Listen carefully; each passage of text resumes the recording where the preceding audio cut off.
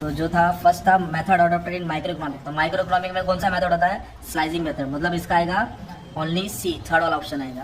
Factor which are work in unorganise sector. तो unorganise में money lender आता है, हंडी आता है, चिट फंड आता है, मतलब एसीडी बोलो तो क्या आएगा? फोर्थ ऑप्शन था।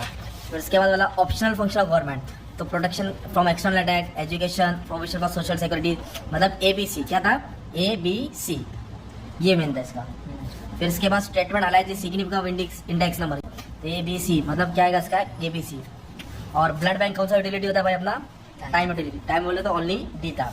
और मैन आउट एकदम इजी आता है, direct indirect composite market demand. Feature of national income में financial money value strategic concept नहीं था। टाइप्स ऑफ बजट में जीरो बजट नहीं आएगा, बच्चे लोग पूरा अच्छे से सॉल्व करते हैं। लीगल पॉलिबल में सब आएगा, ओपैक नहीं आएगा ना भाई। और फाइनेंशियल एसेट में लैंड नहीं आता है, ठीक है, बाकी सब फाइनेंशियल एसेट था। फिर इकोनॉमिक टर्म था, more quantities demanded due to change in favourable factor determining demand other than price. तो क्या लिखा इसका तुझे? Increase in demand. क्या था ये? Increase in demand. इसके ऊपर केस स्टडी भी आया था। Deposit that are withdrawable on demand, demand deposit क्या बोलेंगे इसको, है ना?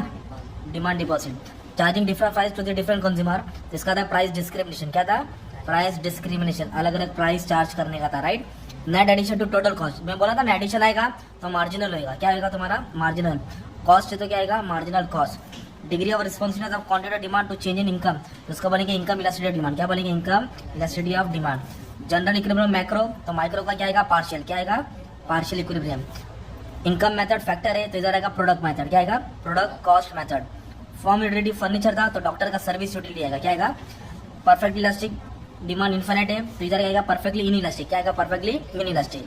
तो अभी चेंज इन सप्लाई, मतलब अदर फैक्टर वेरिएशन सप्लाई, तो इधर आएगा तुम्हारा ये चेंज इन सप्लाई ना, तो इसमें ये लिखने का था इंक्रीज। क्या लिखने का था? इंक्रीज। तो ये थोड़ा घुमा फिरा क्या है, थोड़ा इसको देखना पड़ेगा।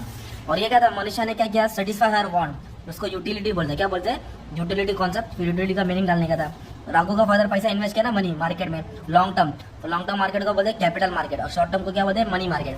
तो कैपिटल मार्केट आंसर था, इसके बारे में डाल देने का था।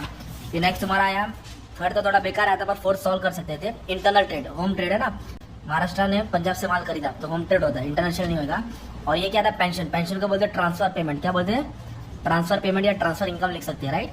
जो नेशनल इनकम में कैलकुलेट नहीं करते, गिव पेंशन जो मंथली आता है, जिससे कुछ चीज़ बनता नहीं है। हमारे लिए मैंने पेपर सॉल्व कर दिया, ठीक है। All the best for future life. कुछ चलो दुआ में याद रखना। Thank you very much.